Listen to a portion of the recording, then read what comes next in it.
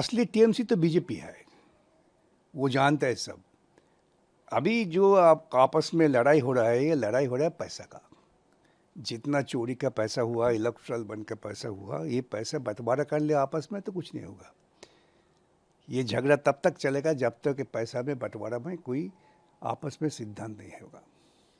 एक और चीज़ देखा गया है दादा कि महुआ मोइत्रा शेयर किया है कि किस तरह से लोगों ने उन पर अंडे फेंके, उन्हें घेर लिया। वो काफ़ी देर तक एक जगह पर फंसी हुई थी। उनका आरोप है कि सब बीजेपी वाले करवा रहे हैं। ये जो एक थेरेपी चल रहा है उसको लेकर क्या बोलेंगे आप? देखिए, ये डेफिनेटली बीजेपी का ये ऑर्गेनाइज्ड प्रोग्राम है। ऑर्गेनाइज्ड हुलिगनिज्म में बीजेपी का बहुत सारे हिस्ट्री में भी इनका बहुत पता है। चुनाव में ये लोग हार गया, वो आपका उनका घर का लोग था, हार गया। लेकिन इसका खिलाफ जैसे ही वो ऑर्गेनाइज कर रहे हैं ना, जिससे आप आवाज़ आ गया है कि डीम थेरेपी, ये बहुत खतरनाक है।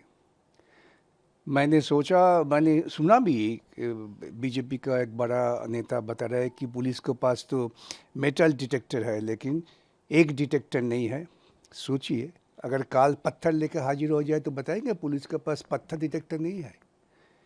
ये हुलिगनिज्म है, मॉब लिंचिंग है, ये गैर कानूनी है, ये गैर कॉन्स्टिट्यूशन है, गैर सिविलाइज सोसाइटी का जो धारा, इसका भी ये उल्लंघन कर रहे हैं। ऐसा देखा गया है अभी कि कभी भी ये तो बता रहा हूँ ना, ये बीजेपी मिडिल एजेस कल्चर ये अपना रहा है।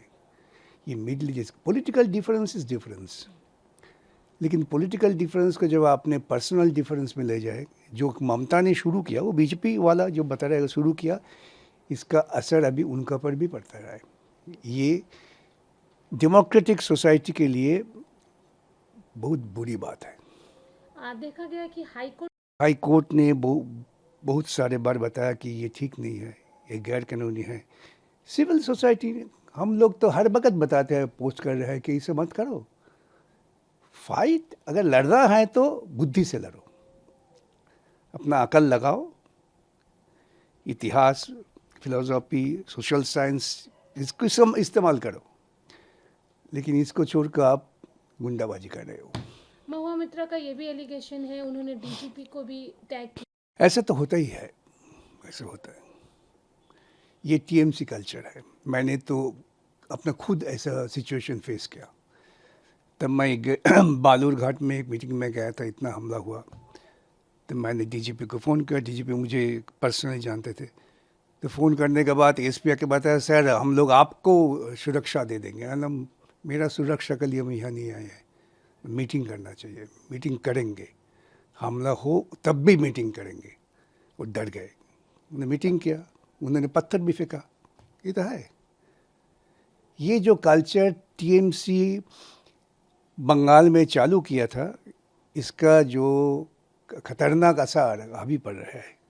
दोनों टीएमसी और बीजेपी आपस में बैठकर ठीक करना चाहिए। अगर वो सिविलाइज सोसाइटी की तरफ चलेगा और वो मिडिल एजेस की तरफ चलेगा, ये उनको सोचना चाहिए। टीएमसी वर्सेस टीएमसी जो अभी चल रहा है, 21 जुलाई की जो रैली होती है इम्पॉर्टेंट है टीएमसी के लिए हमेशा से ही। लेकिन इस बार एक तो विक्टोरिया हाउस के फ्रंट में नहीं टीएमसी होगी। है ही नहीं। टीएमसी कहाँ है? टीएमसी का कोई पॉलिटिकल एग्जिस्टेंस है ही नहीं। दो चार आदमी यहाँ घूम रहे हैं, वो पैसा में बंटवारा हो जाएगा, वो भी शांत होकर भाग जाएगा। ये लिख लीजिए। दादा एक चीज़ आपने गौर किया होगा कि ये जो एक थेरेपी चल रही है वो ज़्यादातर कालीघाट साइड वाले जो टीएमसी है उन पर चल रही है, जो ऋतुव्रत के साइड वाले हैं उन पर नहीं चल रही है। ये उनके ऊपर ये प्रेशर डाल रहा है कि जल्दी जल्दी हमारा घर में घुस जाओ। जैसे रिदोप्रोतो और के पैसा टेमिलो जो अंदर घुसा है, सेफ सिक्योर जोन में आ जाओ। आप नहीं आ रहे अब ठीक है, चलेगा, एक थेरेपी चलेगा, पुलिस आपको तंग करेगा।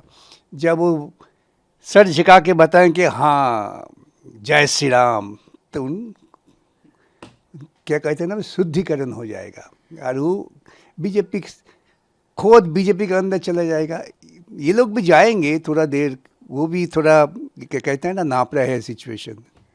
ऋतुव्रत एलओपी हो गए हैं, उनको कर रहे हैं टीएमसी को, इसे लेकर क्या बोलेंगे? देखिए, ये जो आप लोग बता रहे हैं कि आपको पार्टी में थे, ये तो कब थे? उनको हम तो निष्कासन कर दिया, उससे हमारा पार्टी का कोई ताल्लुक नहीं, कि मतलब नहीं आई।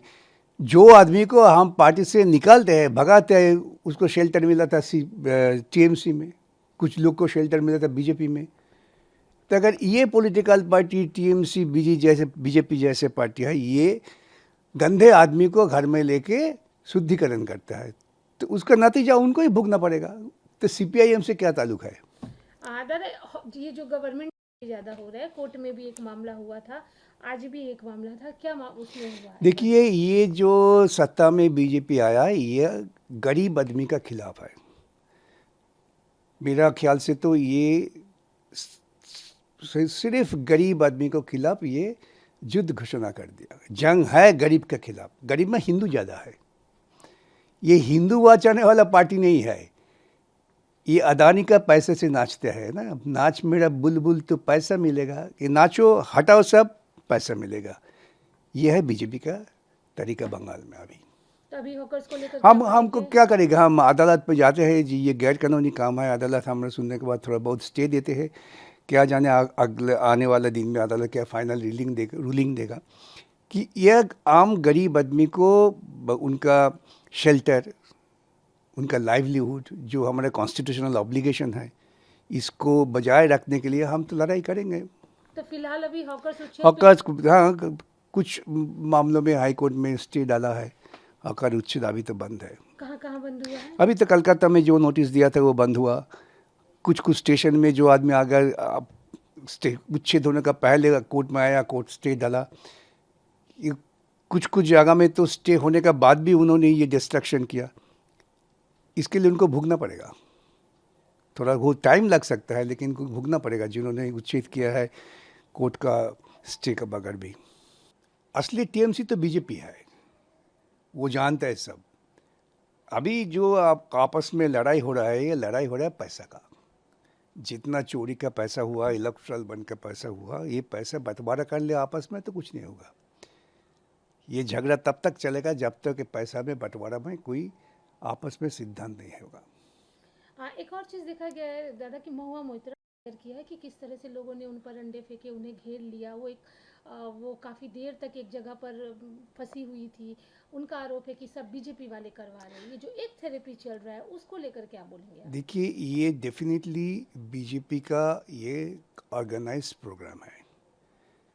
ऑर्गेनाइज्ड हुलिगनिज्म में बीजेपी का बहुत सारे हिस्ट्री में भी इनका बहुत पता है। चुनाव में ये लोग हार गया, वो आपका उनका घर का लोग था, हार गया। लेकिन इसका खिलाफ जैसे ये वो ऑर्गेनाइज कर रहे हैं ना, जिससे आप आवाज़ आ गया है कि डीम थेरेपी, ये बहुत खतरनाक है। मैंने सुना भी, बीजेपी का एक बड़ा नेता बता रहा है कि पुलिस के पास तो मेटल डिटेक्टर है, लेकिन एक डिटेक्टर नहीं है। सोचिए, अगर काल पत्थर लेकर हाजिर हो जाए तो बताएंगे पुलिस के पास पत्थर डिटेक्टर नहीं है।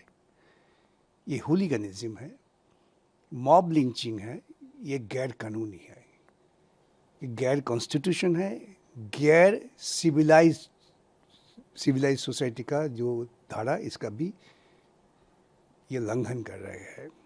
ऐसा देखा गया है अभी कि कभी भी ये तो बता रहा हूँ ना, ये बीजेपी मिडिल एजेस कल्चर ये अपना रहा है। ये middle ages political difference is difference, लेकिन पॉलिटिकल डिफरेंस को जब आपने पर्सनल डिफरेंस में ले जाए, जो ममता ने शुरू किया, वो बीजेपी वाला जो बता रहा है शुरू किया, इसका असर अभी उनका पर भी पड़ता रहा है। ये डेमोक्रेटिक सोसाइटी के लिए बहुत बुरी बात है। देखा गया कि हाई कोर्ट ने बहुत सारे बार बताया कि ये ठीक नहीं है, ये गैर कानूनी है। सिविल सोसाइटी ने, हम लोग तो हर वक्त बताते हैं, पोस्ट कर रहे हैं कि इसे मत करो। फाइट अगर लड़ना है तो बुद्धि से लड़ो, अपना अकल लगाओ, इतिहास, फिलोसॉफी, सोशल साइंस, इसको सब इस्तेमाल करो। लेकिन इसको छोड़कर आप गुंडाबाजी कर रहे हो। महुआ मित्रा का ये भी एलिगेशन है, उन्होंने डीजीपी को भी टैग किया। ऐसा तो होता ही है, ऐसा होता है। ये टीएमसी कल्चर है। मैंने तो अपना खुद ऐसा सिचुएशन फेस किया। तब मैं बालूरघाट में एक मीटिंग में गया था, इतना हमला हुआ। तो मैंने डीजीपी को फ़ोन किया, डीजीपी मुझे पर्सनली जानते थे। तो फ़ोन करने के बाद एसपी आके बताया, सर हम लोग आपको सुरक्षा दे देंगे। ना, मेरा सुरक्षा के लिए हम यहाँ नहीं आए हैं, मीटिंग करना चाहिए, मीटिंग करेंगे, हमला हो तब भी मीटिंग करेंगे। वो डर गए, उन्होंने मीटिंग किया, उन्होंने पत्थर भी फेंका। ये तो है। ये जो कल्चर टीएमसी बंगाल में चालू किया था, इसका जो खतरनाक असर अभी पड़ रहा है। दोनों टीएमसी और बीजेपी आपस में बैठकर ठीक करना चाहिए। अगर वो सिविलाइज सोसाइटी की तरफ चलेगा और वो मिडिल एजेस की तरफ चलेगा, ये उनको सोचना चाहिए। टीएम